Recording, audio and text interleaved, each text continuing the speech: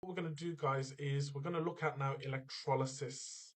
Ooh, okay. Now here is where I suggest you tag a friend, or you, so make sure you share with somebody who needs this, and believe me, it's everybody needs this because it's a difficult topic. Okay, three types of electrolysis that you need to be aware of. Okay, so the first type of electrolysis is molten substances. The second type of electrolysis is aqueous substances, and this one is easy peasy to explain.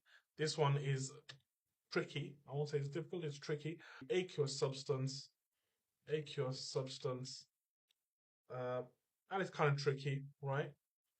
With no halide ions present. The first thing is, let's say we've got sodium chloride, okay? Sodium chloride.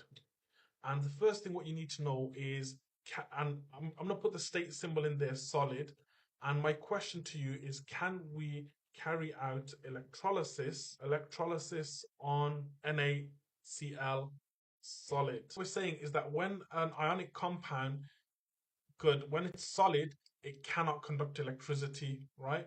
Because the ions are not free to move. Massive mistake that a lot of people make is they say the electrons are not free to move. You say that, you lose your marks, okay? So what we need to do is we need to make it molten. And all molten is, quite simply, it is just melting it down, right? And turning it into a liquid. So we provide enough heat energy and we melt it down. We're going to take this sodium chloride and we're going to split it up into its ions, right?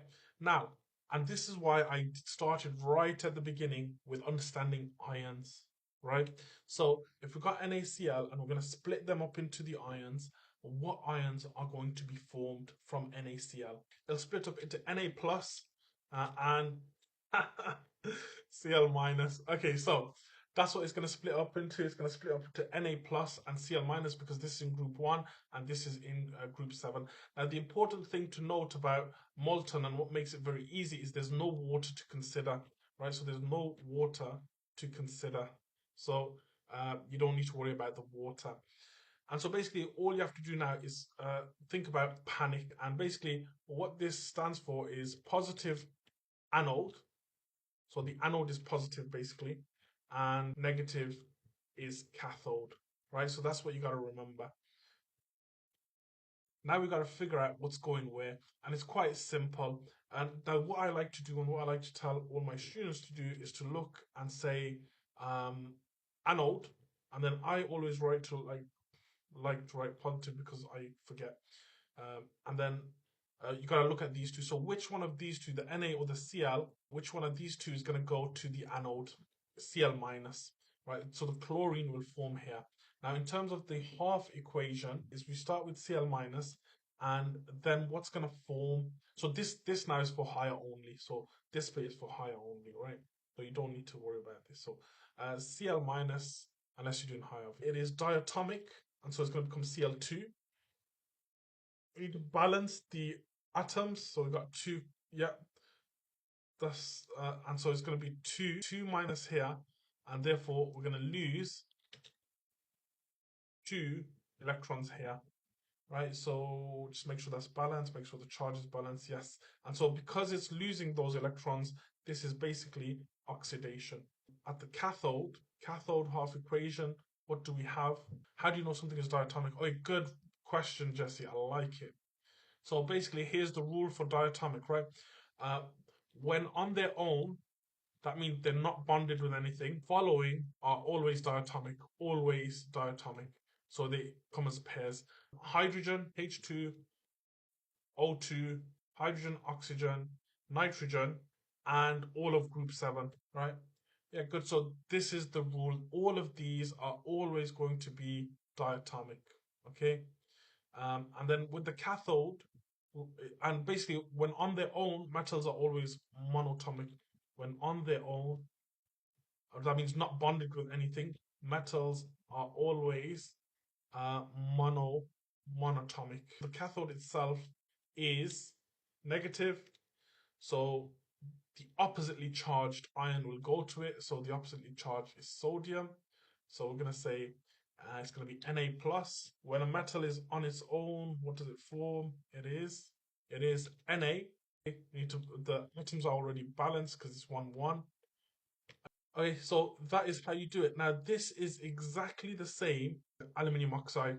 So aluminium oxide, right, first thing to note is we're extracting aluminium using electrolysis. Why?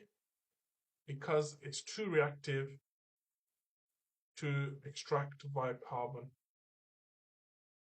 to extract using carbon, right? And everything else is the same. So if we go to the anode, so anode is positive, cathode is negative, and then basically what we're saying is with the anode. So if we look at the ions that's going to form, so let's just split up aluminium into its ions, Al2O3, 2O3, and we just split these up into its ion 2 minus. Good. And now we can see, okay, so because it's molten, there's no need to consider water, and we can just figure this out. So anode is positive. Which one of these two is going to go to the anode, the oxygen or the aluminium? It's going to be the oxygen because the opposites attract, and you need to be able to say that. So Adam is going to be the oxygen because that's negative.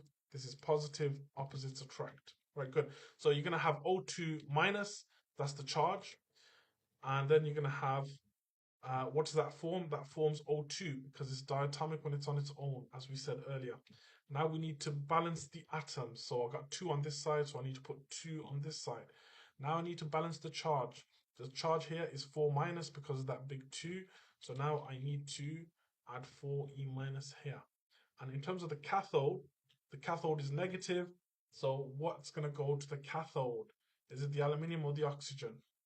It's going to be the aluminium, of course.